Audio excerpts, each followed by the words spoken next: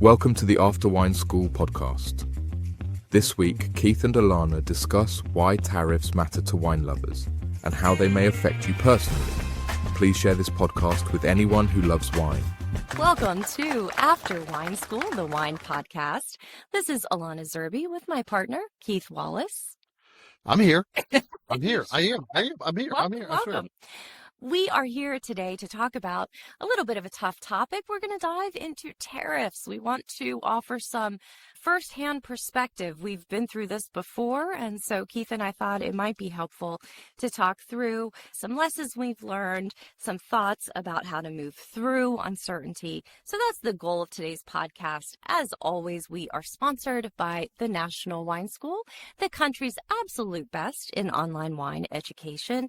And as always, they have asked us to make sure we tell the good people that any opinions and viewpoints said on this very podcast are completely our own and do not reflect anything the National Wine School or any other business really would want attributed to them. That gives us a little cover so we can say honest things. Let's just be honest. There we go.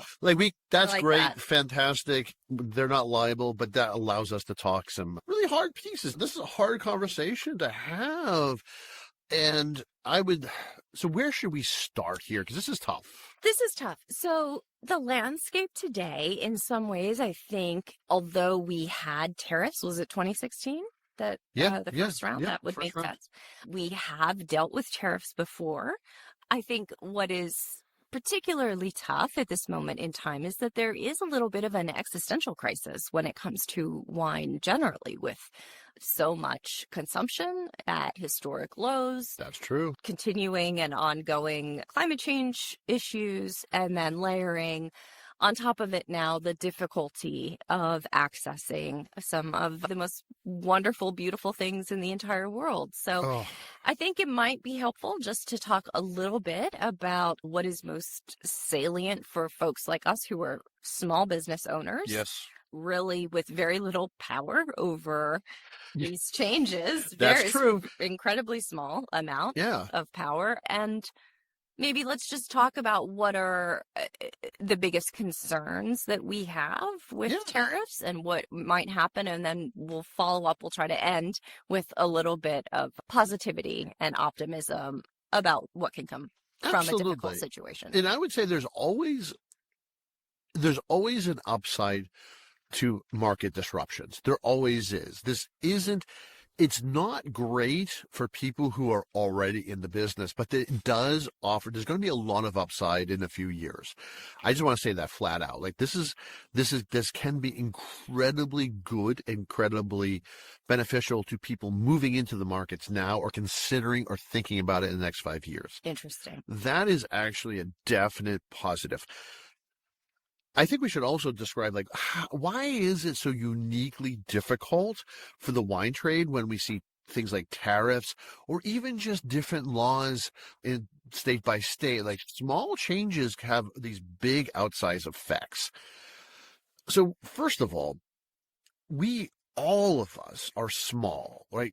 The wine school, small. Everything is small, largely because we're not one country when it comes to liquor laws. Every state has its own laws, so it's unique. Unlike we have all these trade laws around the country where free markets, it's all free markets. That's end to end of the United States. It's a big free market, except for when it comes to alcohol. Here, each state has their own rules, and a big chunk of that is you can only distribute or sell wines to your own population.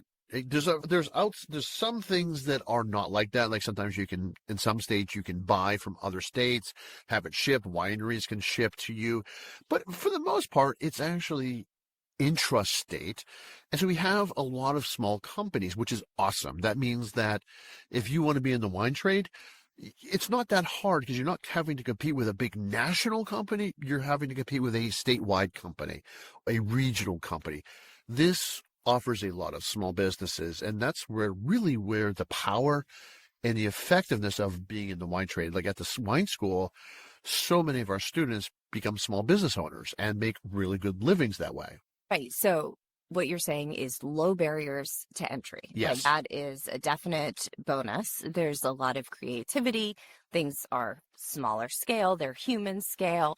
You've mentioned this phrase that I love, things go on agricultural time in the wine world. Oh, yes. That is really good. Thank you for bringing that up. Thank you for cueing me on that. That's really fantastic.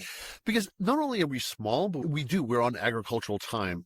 Just because vineyards take 10, 20 years to plant or regions to become popular or different styles that come into play. I always like to point out that when I started the wine school decades ago, Chardonnay was this huge, like everyone drank Chardonnay, but then that slowly petered away. But we had a conversation off mic about how this is all of a sudden changing in relation to like Sauvignon Blanc. Would you like talk about this for a little bit?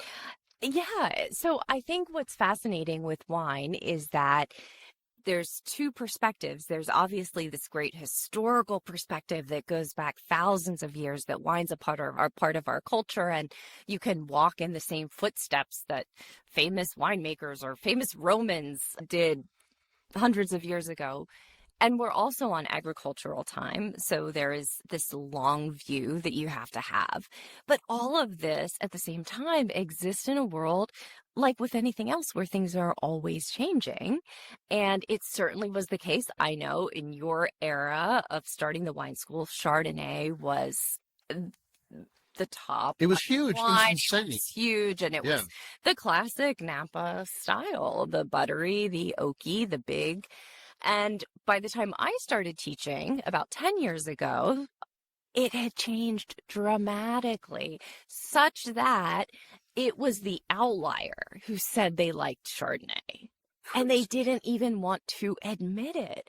And it's fascinating now because about 6-9 months ago, I really started noticing it's half and half. If I ask a one-on-one class, how many people prefer a New Zealand Sauvignon Blanc, how many people prefer a California Chardonnay or that style, it's pretty much equal. And it's not, the older folks are, say, raising their hand more. No, it's the demographics have nothing to do with it. It is across the board. And what I tell the students, because I am always surprised, I actually tell them how surprised I am at what they're indicating here. And the important thing to keep in mind, my Pomeranian is really... Right now, he is completely tangled in your... Let's explain what's going on. I don't know if I can. Okay, so here we go. Okay, so what just happened was we're actually recording in the woods of Maine in a little cabin, and we have one of our dogs just wrapped around my cord that's hooked into the microphones. As Lana was talking, I was desperately trying to unweave myself from this rabid Pomeranian. We've been trying to unweave ourselves from this rabid Pomeranian for a very long time. So he is now in my arms. We'll see how long this lasts. Right next to the mic. So we may have an unfortunate barking incident that's going to blow my eardrums out of the back of my head. That's going to be an embarrassing way to die. However, no, this is a family effort. Yes, this trend has changed, but mind you, we're talking over a decade that's changed, and this is agricultural time. Things change slowly, and then all of a sudden you notice that they are changing again. And one of the things we've noticed at the school is that people are much more interested, not as much in like austere whites, but in like really like expressive whites. Yes. And a lot of my classes now, and when I'm designing a wine class for the public, I am putting in more intense, aromatic, perfumed white wines. There's a real big love of that. It used to be, I would have them, I would insist. Back in the day, I would insist on having rosés, even though people thought rosés were awful. I would insist on having these big, beautiful white wines as well, even though people hated them, because it's, no, you can't just get to the reds. You have to see these amazing white wines. And it's like you have to eat your peas before you can have your desserts. That's how I saw it. But now people just absolutely love it. Sometimes that's their favorite part. I remember it wasn't that long ago when a lot of people would say, I just don't like white wines. You don't hear that anymore. So trends are trends, and these are long term. And so in institutions like this, like these small businesses, and even like wineries are small. Everything is small. And so when you bring something in like tariffs, it changes everything. And it's this huge tsunami of change in a place that's not used to very short-term change. And you should also understand that we're not just small, we're interconnected. Everything is connected. So, for instance, if you only drink California wines, great. But the person selling that to you, that wine shop, they rely on all the sales of French wine and Right. Spanish wines and Portuguese wines to keep their margins up. Like, they can't exist alone. If they could, they would have, right? You would have a lot of wine shops that were just America, hell yeah. That's what you would have. Sure. Like, you have, but they don't exist because we have a very specific styles, but we don't have, we need to have all styles. It's kind of like you'd only have, if you had a bookstore, you only had one kind of fiction. Like, you only had like marmot fiction, right? We only do fiction about rodents and rodent related activities. And that's it. You can't exist with that. You need to have the whole world. But it's not just a wine shop that has to have Bordeaux and Burgundy and Spanish wines and German wines and Australian wines. It's not just that, but it's also the distributor, the company that actually brings those wines to you, that a huge part of their portfolio as well is our European wines and outside of the United States. So if all of a sudden everything but California wines are incredibly expensive and no one's buying them, then every piece of commerce, every piece of the puzzle falls apart. And everyone all of a sudden goes out of business. Like, so you can easily see a distributor going out of business. And so say you're on the East Coast, say that you're in Massachusetts. The one distributor that actually carries your favorite bottle of California wines, they also carry a whole lot of European wines as well. If they go out of business, you're not able to get that bottle of wine again, because it no longer has a representative in that state, because each state is its own rules. And you have to have a distributor in that state to sell that wine. They have to represent that, and therefore, so they are the only ones who can supply that wine to that wine shop. There are a few variations on that. Like, Jersey isn't like that, but Jersey is corrupt as hell. So, like, we can ignore Jersey. And sure, maybe you can buy that wine directly from the winery, but then you're buying a case or 2 cases, and you're paying more money than you would have if you were buying it at your local wine store, which is the weird thing. So now you are in fact paying more money. And this has this effect, and everything suddenly starts costing more money, largely because everyone's losing money. So, yeah. Are your California wines going to get cheaper? No, they're going to get more expensive because there is less wines to be sold. And if it's a small producer, more people are buying that wine. So, like, we're a large wine producing country, but we're not going to be able to supply all the wines for this country. Like, so if everyone just buys California wine, now you don't have enough supply for the demand. And so those prices are going to go up.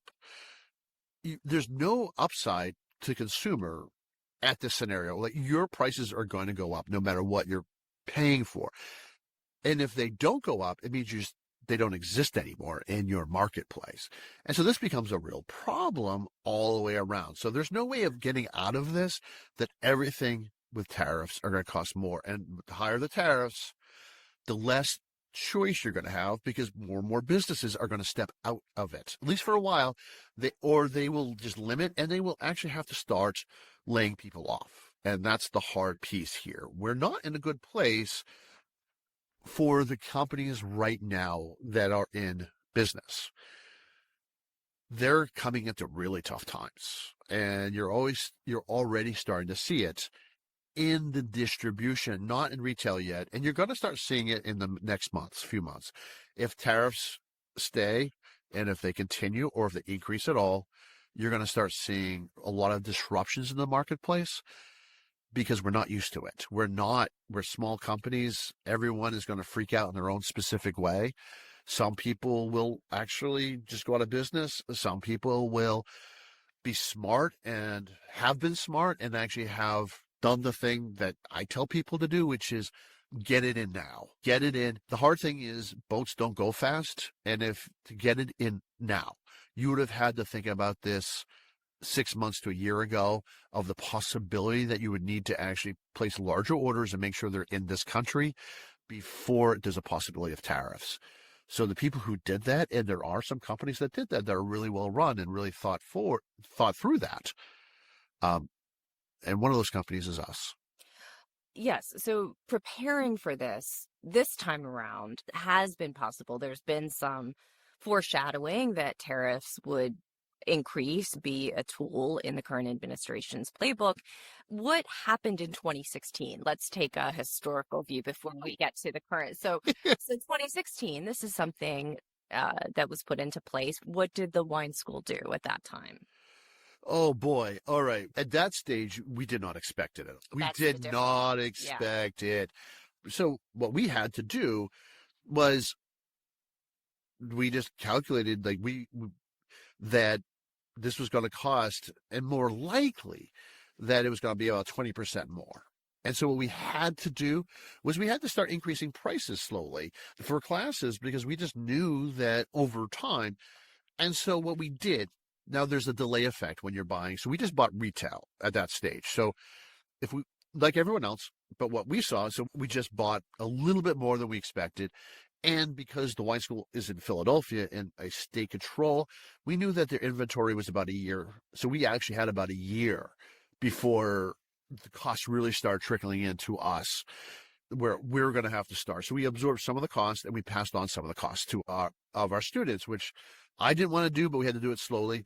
And then of course, by 2020, when we started seeing, and then 2021, 22, when we started seeing inflation, we also had to deal with that as well.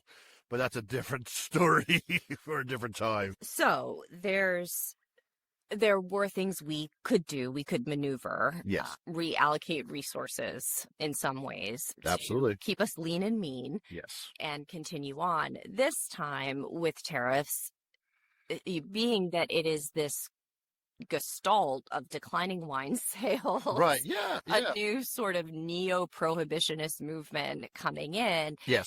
We do want to say there's always opportunity in crisis. Absolutely. This seems particularly formidable. What would we want to say to folks? I think, to be honest, one of the things we can do is I think we should have a whole podcast just on the changing demographics of wine drinkers, because that's fascinating. I love that, yes. We really should. Let's just talk about, because I am not that concerned about it right now at all. That is not, and there's reasons why. I am. But that's a whole, so if we just focus on tariffs, because what we did, and so we did it on a small scale. We're the school is small.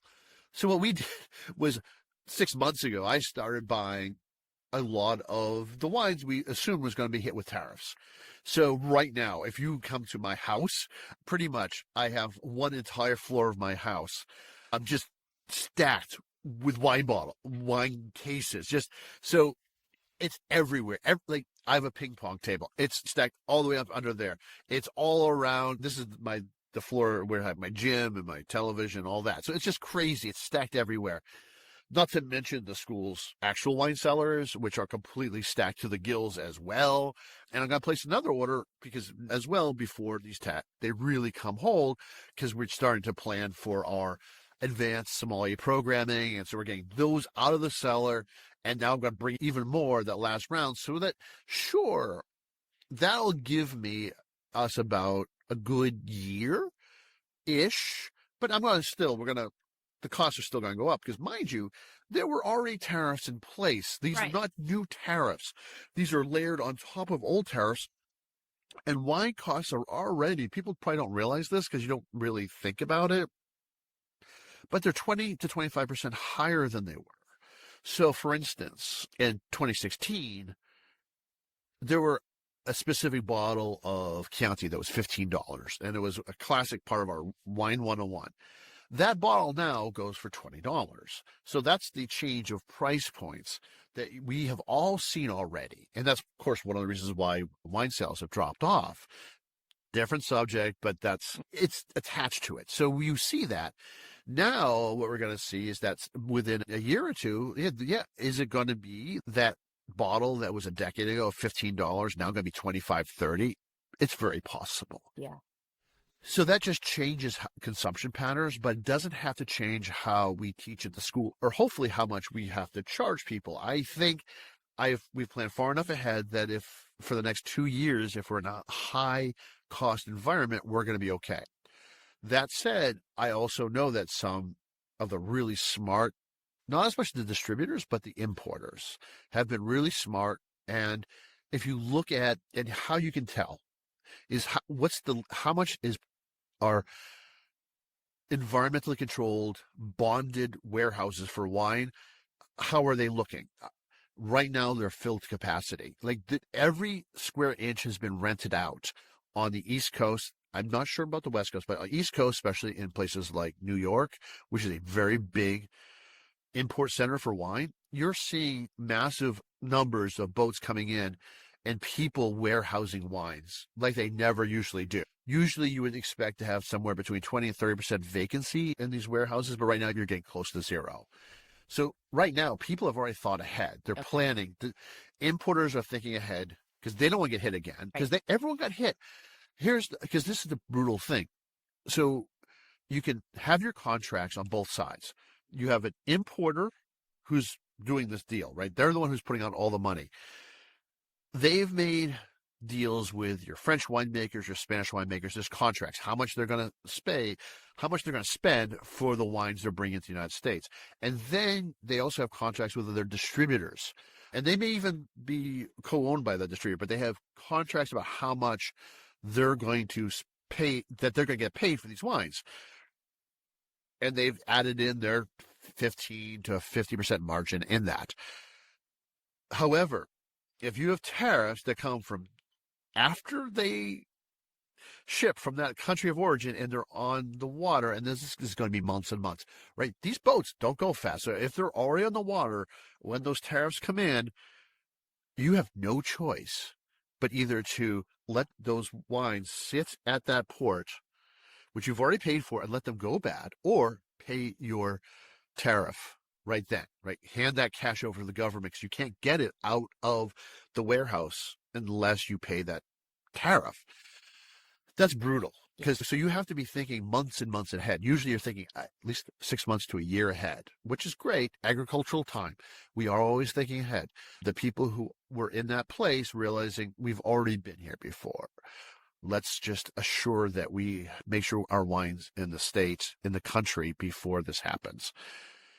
If you didn't think that way, then you are in big trouble and you probably may go out of business. But here's where this is business. This is business. This is business. Yes. And creative. Yeah. Okay. So if you're a kind of person who wants to be in the wine trade, now's the time.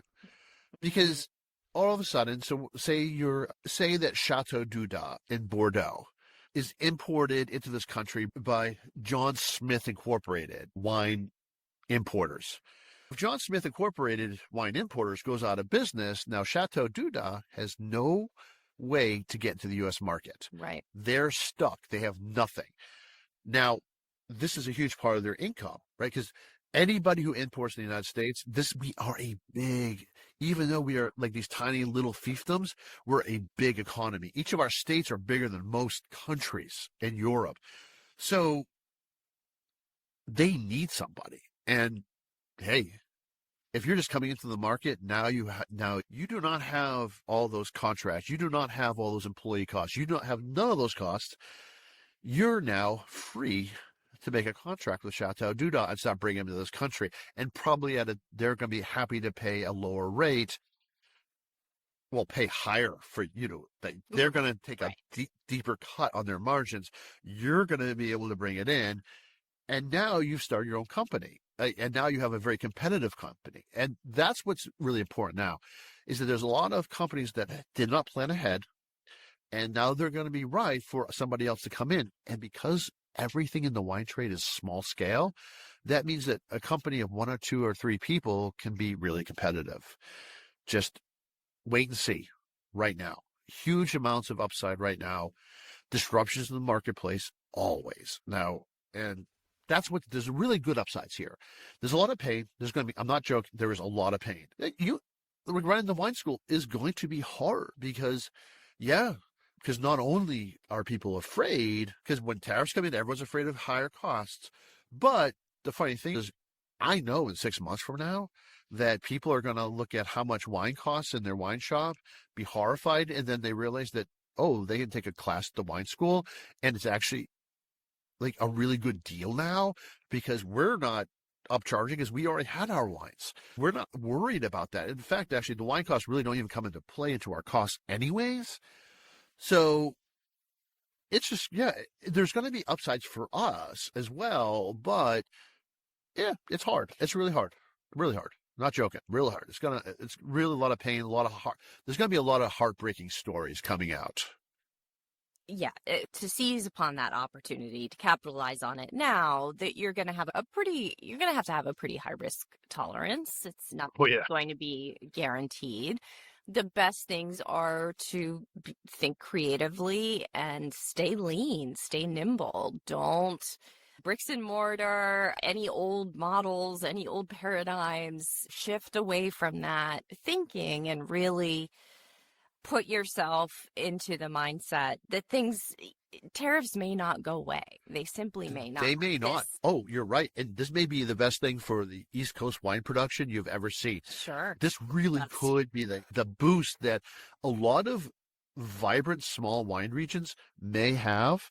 Now they actually may be able to compete, even though our land costs are so high. All of a sudden, those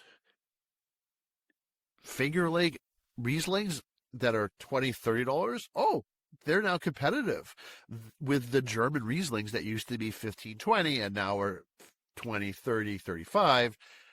Okay, now we get to start competing.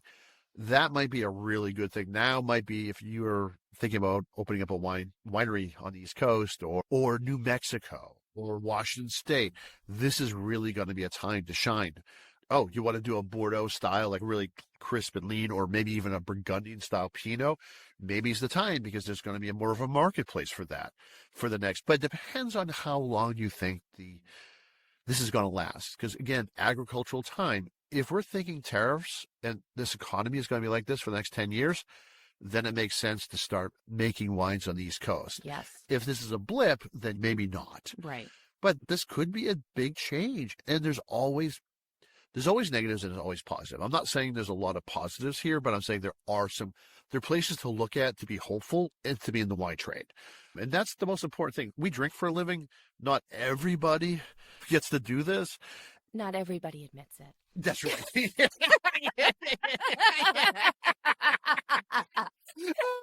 That's awesome. Oh, that's true. It's so true. But I'm not saying that I wake up every morning and yay. No, it's hard. I'm going to see a lot of good friends suffer. I'm going to suffer. It's not like this isn't going to be easy, but if you're in business and you want to thrive, you do have to look at what's possible next, because there always is. Yes. And that's my real point is don't just despair.